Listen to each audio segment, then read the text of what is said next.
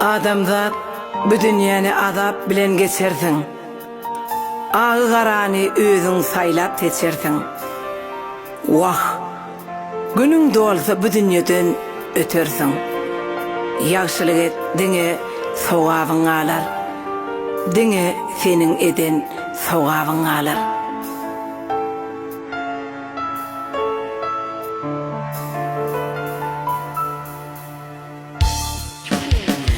Ekersiň, orarsyň pani dünýede,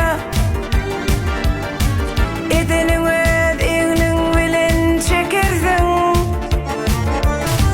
Sataka berer gorar seni beladan, diňe seniň eden işleriň galar. Bu ýalançy dünýä oýun eken bildiň, her bir yadyňa salsaň.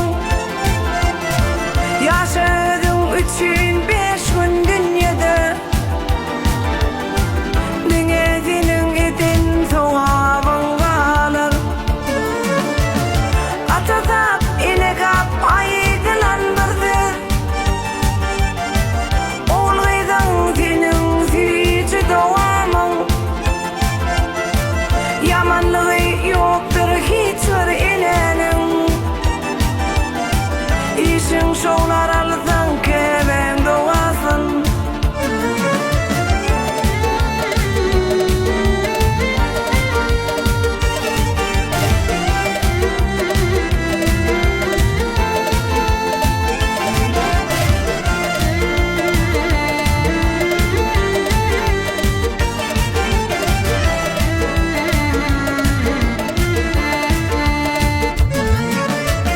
Bu 5 günlük dünýä geçe baradyr,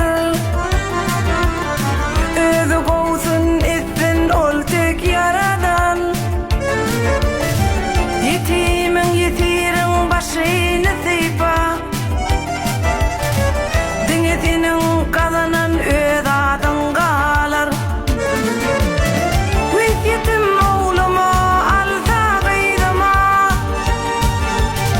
hiç kimiň göwnüne degmen ýaşalyň. Bugün ýaksaň ýakan ýaly kefeni, diňlen gulak salyň aýdym sazyma. Allah razy bolsun her bir bendeden, günelerimiz geçtin dilerim şudur. Namaz oku, bolsun yürekde iman, bar wesiyetim alsam dilerim şudur. Namaz oku, bolsun yürekde iman, bar wesiyetim alsam dilerim şudur. Namaz okan doganlar bolsun yürekde iman.